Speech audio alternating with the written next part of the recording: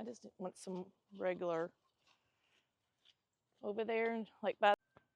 Hi guys, Kim here. Welcome to Backyard Blooms. In today's video, me and my husband Paul are going to plant this gorgeous maple tree.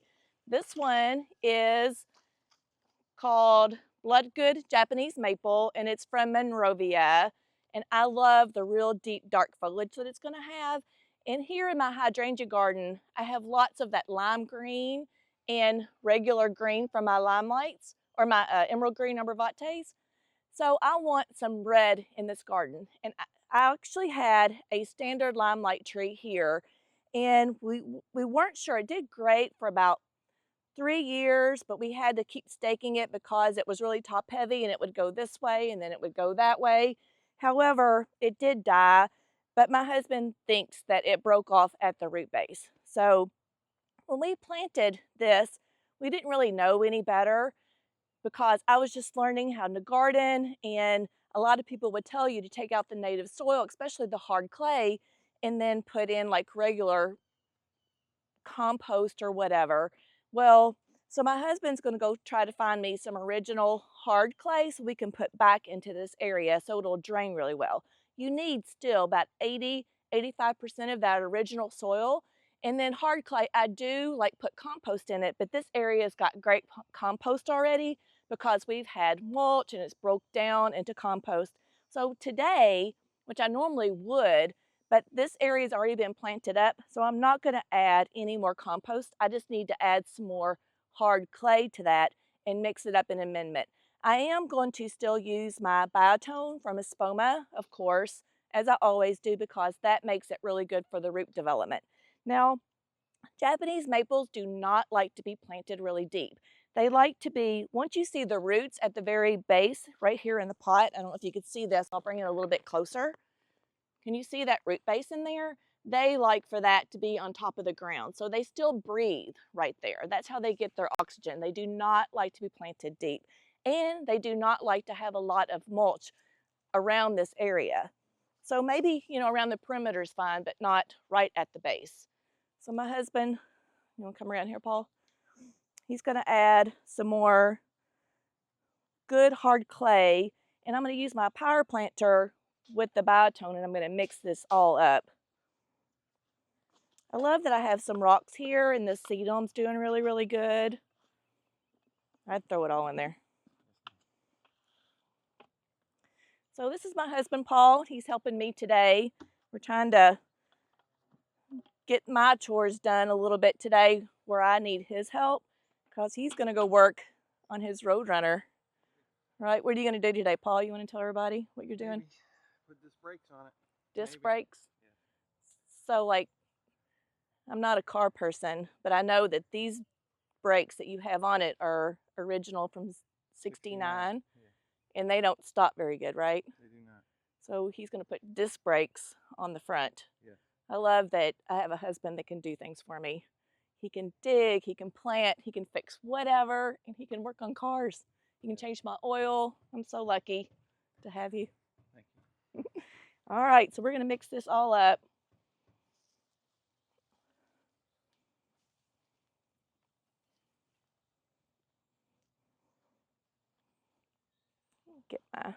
You want to go ahead and mix it up for me?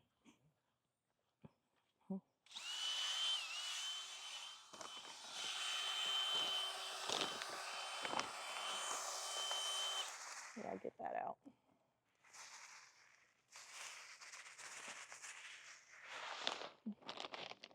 Good stuff, but a little stinky, but it's great. I love this.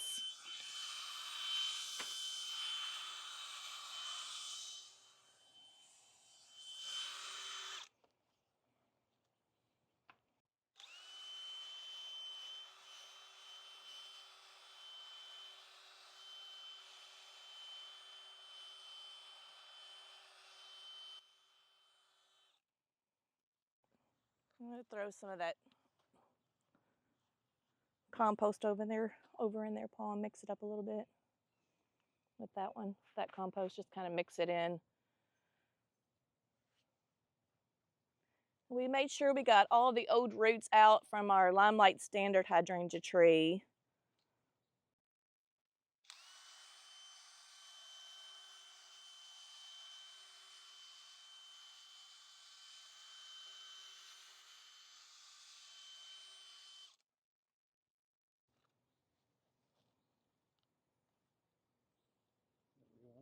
Yeah, I think so. All right, so I'm gonna take this out. Oh, it's in there good too. Yeah, there we go. So I'm gonna put it in here and just see how deep. Now in clay soil, we do not want to have this all the way dipped down into the ground. We want about an inch to inch and a half above the ground level, which, I don't know, what do you think, Paul? You think I need to go a little deeper, or do you think by the time I get all this around, it's gonna be fine? Okay.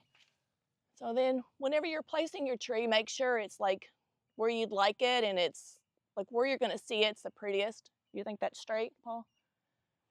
Does it look straight? All right, so yeah, we like the placement. I like the structure of this tree. Now it was gorgeous when I bought it. However, they had it in the greenhouse and then I put it on the side of the house and it was hot when I brought it home. So it got a little bit of leaf torch, but next year it's gonna leaf out and be perfect. And this is a good tree for full to partial sun. I'm just gonna bring this dirt all the way back around it. Break the ball up any or no? No, it's good. I don't think it needs it. Let's see. Well, yeah, it's kind of impacted in there, isn't it? You want to break it up with the root slayer a little bit? So we're just going to break these roots up just a little bit with the root slayer. Yeah, it's in there good. And I usually use my Foco 2 printers, but I don't have them down here. Well, he's getting it roughed up a little bit without using anything. I'm glad it's got a really good root system on it. Now this is, the clay right here is already not soaked, but it's damp and it rained really well last night, so I'm not going to water this area at all because I think it's got enough water in the dirt. Make sure you water your root ball really good before you put it into the hole. You don't want it dry.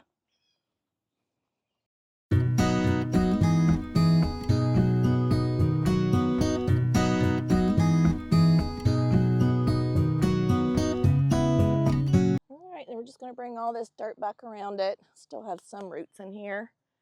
You can see all these roots right here that Paul took out.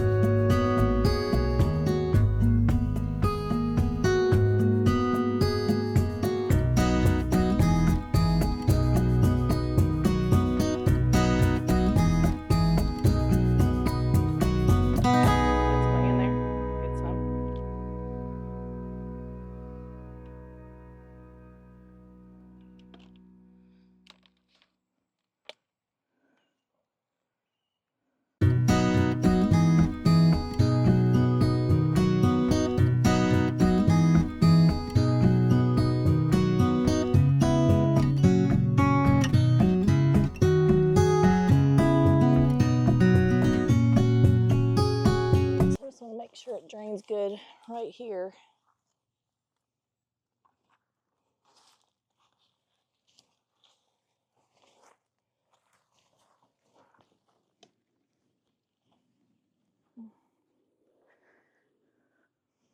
So what we're doing right now, we want to make sure we got a nice gentle slope for drainage because this area does seem to get more wet. And I do have this drip right here from prior, and I could swing that around the tree.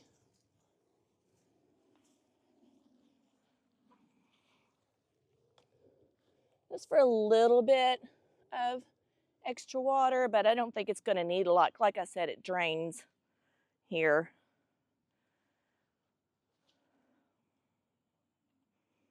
I think that looks good, don't you?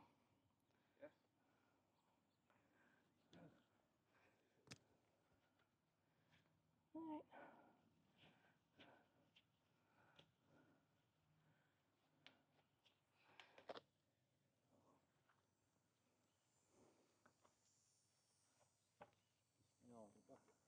Huh?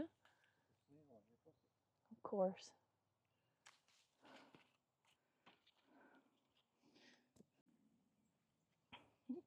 All right, so thank you, Paul, for helping me do that. Sometimes some of those roots and things like that's really hard for me to get up. But anyways, I think I'm going to love this tree right here.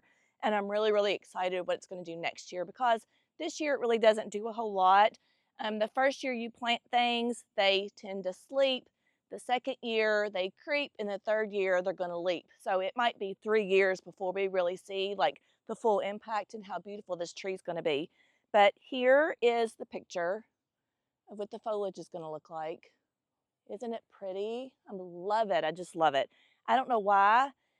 When I first originally did my living fence around here, how come I never thought about a Japanese maple? For one, I thought they needed always more shade. And when we planted this, it was just full sun. They were a little bit more expensive. So, of course, my very first Japanese maple I planted in my front garden. And then now I have one on the side garden, and then on my west side garden, and then now here. So I have 4 total. So, and I could have just a ton more, right? But this, like I said, it's from Monrovia. It takes full to partial sun. And my emerald green arborvitae right here will probably provide some shade. So I'm going to come back this afternoon to see if this will shade this area a little bit, which would be great if it does, because I think some things need, like a plant like this, loves the morning sun, but could really use an afternoon break in our hot summer heat of zone 8, Charlotte, North Carolina. But anyways, this says it is an eye-catching accent. So you definitely want to like invest and spend your money in those accent pieces because that's what's going to make your garden stand out the most, right? So let me tell you about this. It says, means grow confidently through Monrovia, grow responsibly, and grow beautiful is Monrovia. They've been having plants since 1926. It says, it's an attractive burgundy foliage turns scarlet in fall. Red-black bark provides striking interest in winter. A slender tree well suited for use as a small lawn tree or patios or entryways. One of the hardiest Japanese maples. There you go, guys. Good sun tolerance. And it is deciduous, which most, I think, Japanese maples are deciduous in the winter time. For the light, I've already told you, it says filtered to full sun. Watering keeps soil consistently moist but not soggy. So that's what I'm worried about this area. So like I said, I planted it up high. I didn't plant it too deep. When you plant it too deep, water pools down and it causes root rot. And when you get root rot, the roots will not be able to absorb the nutrients through the roots into the tree to keep it alive, just so you know.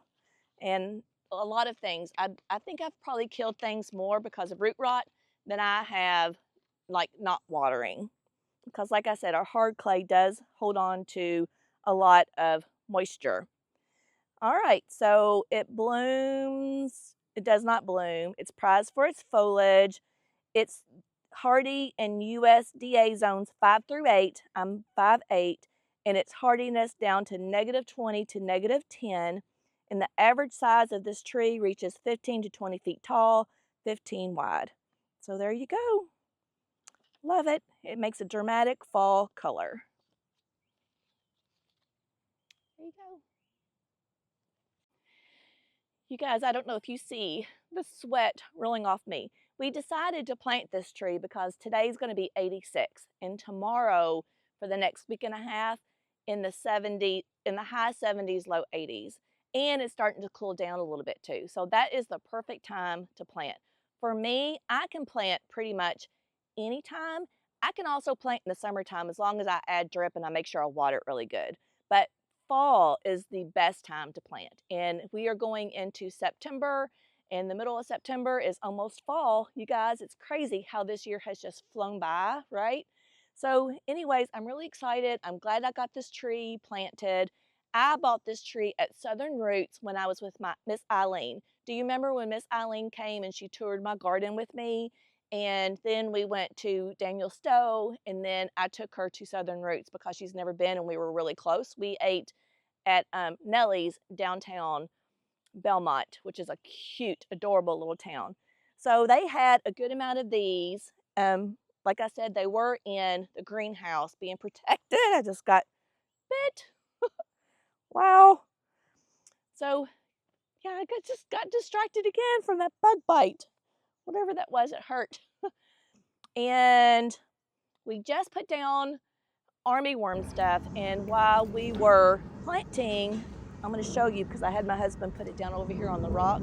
We found an army worm. So we do have army worms, and we did treat them yesterday. Most of you watched Jenny with Creekside also. Do you remember her signature garden got completely ate up with army worms? Well, I'm not there, but I do want to prevent it. So this is a time, they say the army worms are really, really bad this year, and I'll share that product that I put down on it. Actually, my neighbor Al went to get both of us some, and he got it at Site One. All right, can you see? This is what an army worm looks like. Ah, I just dropped it. Well, anyways, I hope you saw it because I just dropped it. But I hope whatever we put down yesterday will kill it. Or maybe that's why it was trying to get closer to the fence. Maybe it's already starting to work. And it rained really, really good yesterday.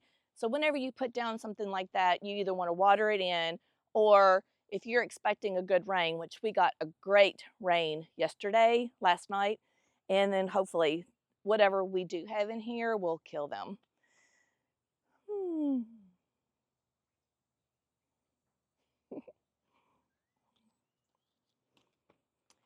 All right, guys, so that's all I have today. So I hope that you get out into your garden and that you think about planting a Japanese maple as well. I think it's going to be beautiful, especially when it starts to turn on that red hue. Everybody needs red in the garden.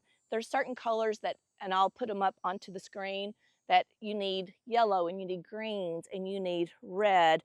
There was one more color, and like I said, I'll put all the colors up that you definitely need to have color interest into your gardens, which makes a beautiful, beautiful garden. So I hope you like this video. Make sure you like, share, and subscribe because it does great for my logarithm, and YouTube puts it out more, and I'm able to do more for you as well. So like I said, make sure you like, share, and subscribe. If you subscribed once, you don't have to subscribe again. So for some reason, I'm kind of doing a little whine in here a little bit, but for some reason, I did 5 videos this past week at the Signature Garden, and I thought, it was really interesting. I thought it would add a lot more to my content on my channel, and I lost 5 subscribers instead of gaining. So I'm just like, boo-hoo, right? Just whining the blues a little bit. So I'm just trying to not take it so serious, but I do put a lot of work into this. So like I said, if you have not subscribed, subscribe, and make sure you like and share my content because I'm trying to get myself out there. For whatever reason, God wanted me to do this, and that's why I'm doing it. Maybe He wants more gardeners in heaven. Maybe He wants more light on YouTube. So I try to be the light for everybody. And yeah, so make sure I'm just sharing my journey with you guys. That's all that I'm doing. So I'll see you in the next video. Bye, friends.